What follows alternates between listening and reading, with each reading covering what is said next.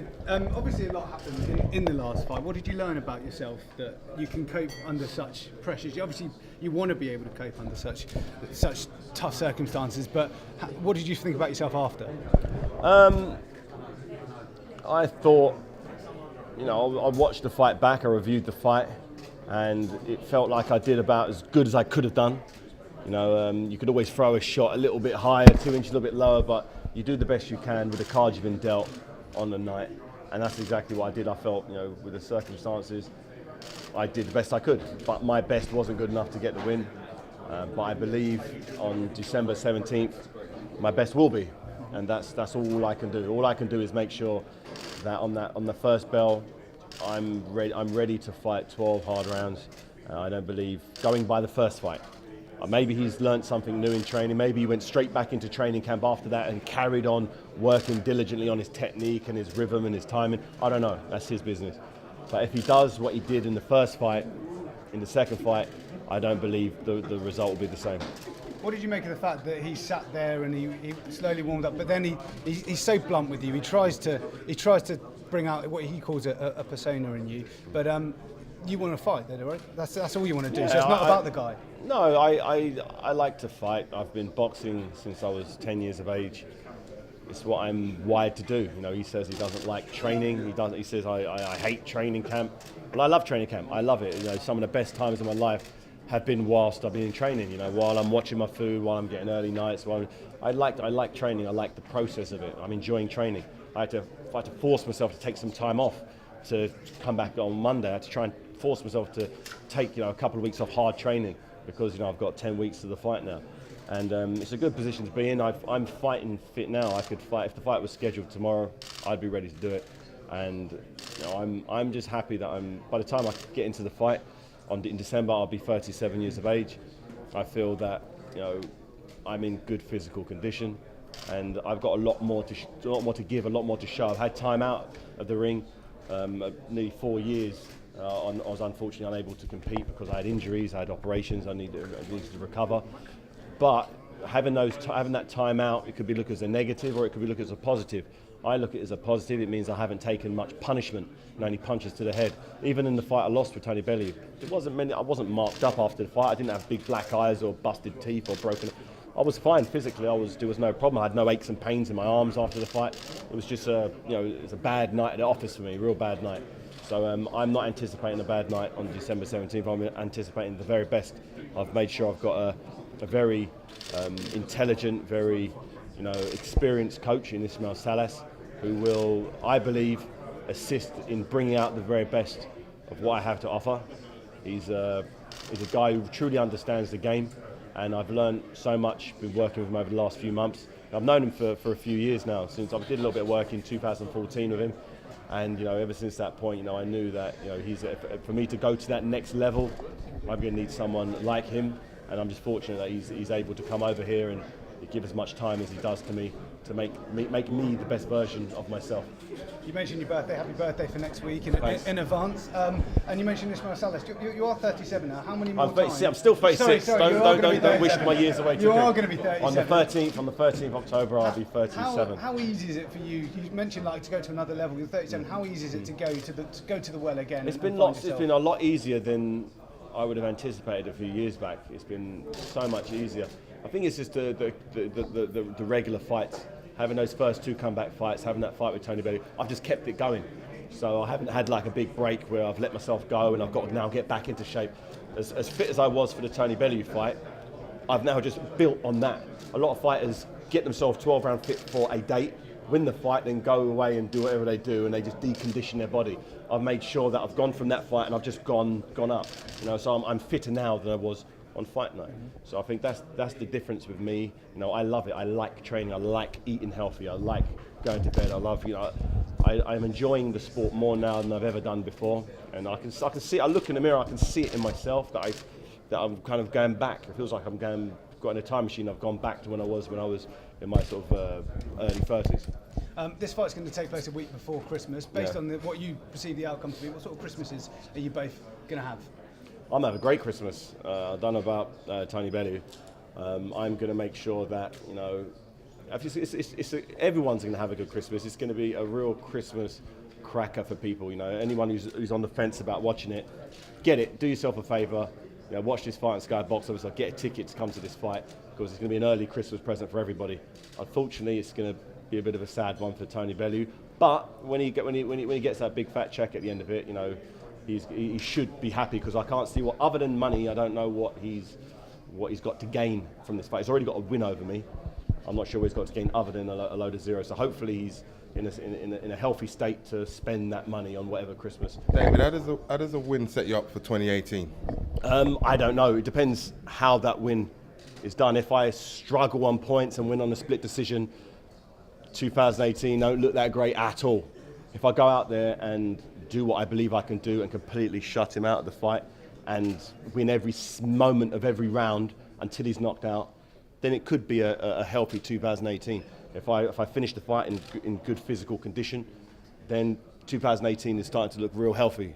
So I'm just focused solely on December 17th to make sure that this fight is not just a win isn't good enough for me. I don't just want to win this fight. It's no. And Ismail Salah said you can't, on any of the scorecards, you can't lose one round. It's not good enough. We're aiming for perfection, and that, I believe, is what you'll get on December 17th. David, you said you... Sorry, you talked about Ismail Salas. Is he training you in the old school Cuban way? Or are you doing? Yeah, he's been training me in the same way he trains Felix Savon, Regondo, Gamboa, Casamayor, all these guys. You know, he's trained these guys since they were kids, and we went back to basics. We went back to the footwork drills, the stuff I haven't done. When I worked with a trainer called Jorge Rubio, I worked with him in Miami a few years back when I was a European champion, and it's kind of going back to some of that same stuff. But I was only over there for a few weeks. Now I've been doing it for months. I've really got that Cuban flavour now integrated into my style, and I believe it's bringing out the best in me. So a lot of rhythm stuff, a lot of rotation, pivoting. That I knew it, but I kind of forgot about it. You know, people may have learnt French at school, but how many of them can speak fluently? You know, you've got to practice it to be good at it, and I hadn't been practicing this stuff. So I practice certain things every day. So come fight night, it's deeply ingrained in me, and it's part and parcel, and it's second nature in my style. David, do you believe if you didn't have the injury in the last fight, you would have beat Tony Bellew? I genuinely got no clue. I need a crystal ball or an alternate universe to look at that. You know what happened? You're dealt cards in life, and you got to play the best hand with the cards you've been dealt. I was dealt as a hand, and I believe I played the best hand I could with it. It wasn't good enough, so you could drive yourself mad saying, if I did a left and I was supposed to do the right, I could have done this, so if I'd have bet on this, and it is what it is. We'll never know. I don't care. Hopefully, on December 17th, we'll see what two healthy athletes pitting their skills together can produce. And if he's as motivated as he was for the first fight, then great. David, you say you're leaner and you're fitter. In the build-up to the last fight, Tony talks a lot about speed, having a speed advantage against you. Obviously, with your injury, that's going to impact your speed. Do you feel now you're fitter, like you're saying, you're in better shape? What would impact what, sorry?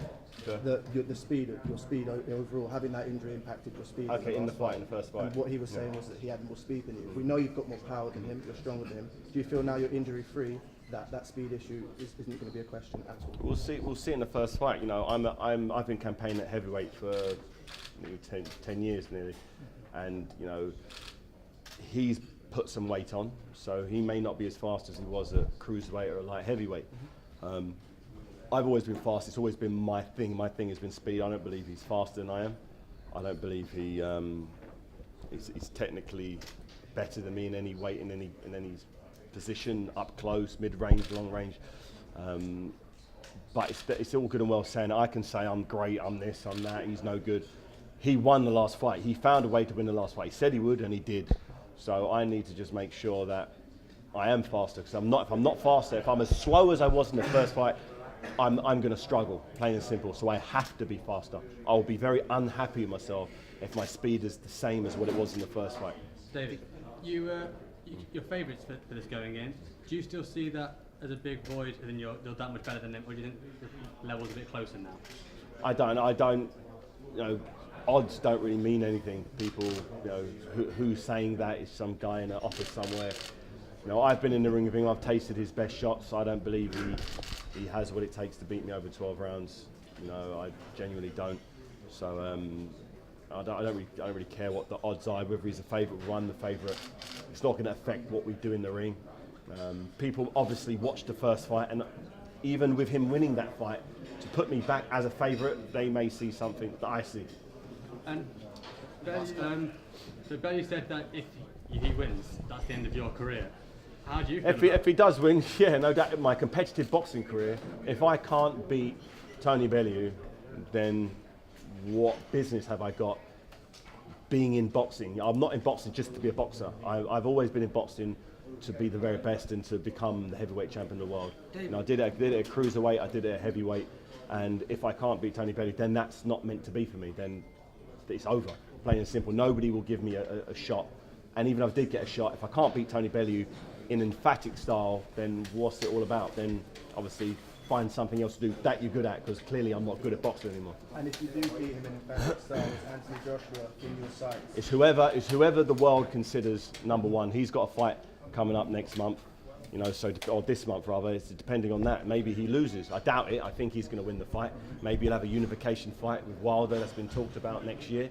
So it depends who's number one. Whoever's considered number one is the guy that, you know, if I'm victorious, I'll obviously campaign to fight. David, how important is it to establish a jab early and win them early rounds? It's important every fight. If you don't establish a jab, the likelihood is you can't land your rear hand, your power hand. So you know, same thing works for him. He couldn't do what he did without making sure that the distance and range is there in the first fight. So I think for any fighter getting in, making sure that you've got solid distance, making sure you've got the range, making sure your timing's good, are all sort of musts in any fight whatsoever. David, there's been a bit of scorecard controversy recently in big fights. What do you make of all that, bearing in mind that the different styles that you guys both have might play to the strengths and weaknesses of different scoring judges? I'm not fussed whatsoever about it. He could have his whole team scoring the fight because it's not going to be needed. So unfortunately, one of those fighters. I've only ever heard the final bell 3 times in 30-odd fights. So I'm not worried about the judges. You know, 26 of my 28 victories haven't heard the final bell, so I'm not too worried about the judges or judging styles. David, just wanted your opinion. Recently, Luis Ortiz has failed yet another. I don't know. I'm not sure. I haven't heard that. Is the fight still happening? No. 100%? Well, from my sources, no. No, but is there an official source? If there's no official source, I can't comment on it until there's an official source saying. I know I've heard other people that failed drug tests and end up fighting. So he's failed twice officially, as far as I'm aware. Is that right? So I'm not that surprised that he fails another one because, you know, there's no smoke and fire and all that stuff. Cool. Thanks, guys.